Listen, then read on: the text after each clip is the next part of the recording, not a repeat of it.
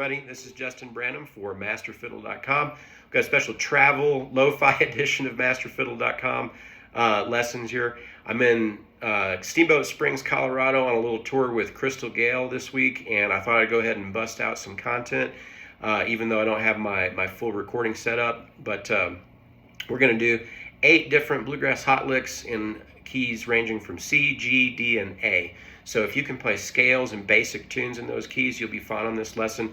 We're going to learn the licks, then we're going to talk about easy transposition, then we're going to talk about cutting the licks up and putting them together, and then talk about a method for a little harder transposition at the very end. I'll wrap all that stuff together. So first bit of the lesson, we're just going to learn the licks, then we'll learn how to kind of tear them apart and put them back together so we can expand on it. And that's really important for bluegrass, because a lot of bluegrass is learning licks that people expect to hear you play when you're in that style of music. And you can improvise and come up with your own ideas, but you've got to have some of that foundational vocabulary. So every one of these is a lick that I handpicked from various recordings. A lot of them come from people like Bobby Hicks or Chubby Wise, Benny Martin. They're just really classic, good vocabulary. No double stops. There's one small double stop in one of the licks, but I don't even want to count that. So if you don't want to mess with double stops, I'll do a second series of this that's just double stop licks for those of you who want the double stop stuff. But this is all just good single note, no positions. Everything's in first position. Nice and easy and fun. So let's get started. Okay, lick number 1 sounds like this.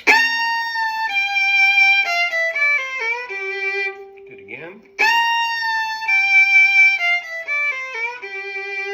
Okay, and I'm not going to worry too much about the bowing on these licks.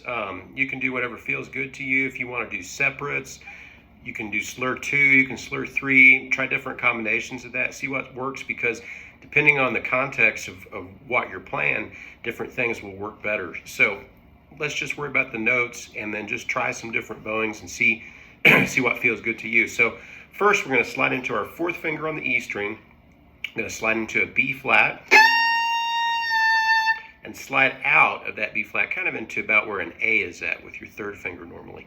So 4th finger, low 4, B flat, slide into the note and then out of the note about to an A.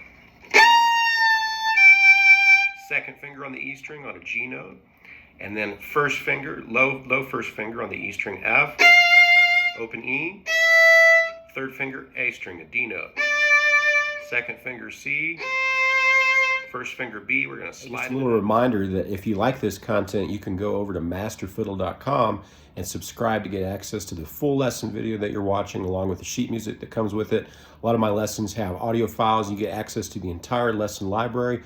We also meet twice every week right now for a little Zoom hang where you could ask me any questions that you have about the videos or anything else you want to.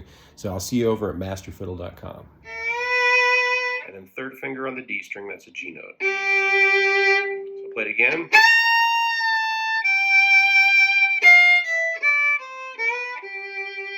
There's the lick that works over a G chord. So if I'm playing over a tune in the key of G and I'm over a G chord, I can play that lick.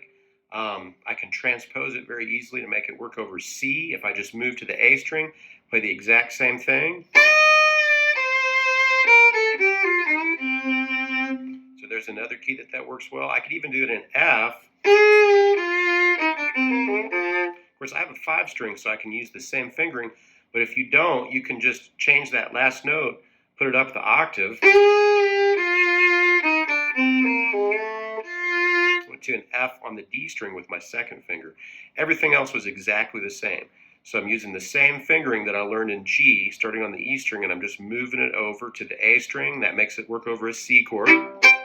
Then I moved it over one more string, and that makes it work over an F chord. So you've got 3 keys at least that you could play that in just by moving it over. And then if I wanted to get a little harder, I could do that same lick with no open strings. So where the E note was at, I'm going to use my 4th finger to get the fingering, and then I can move that up or down. Let's say I need to play out of B flat, and I want to use that lick.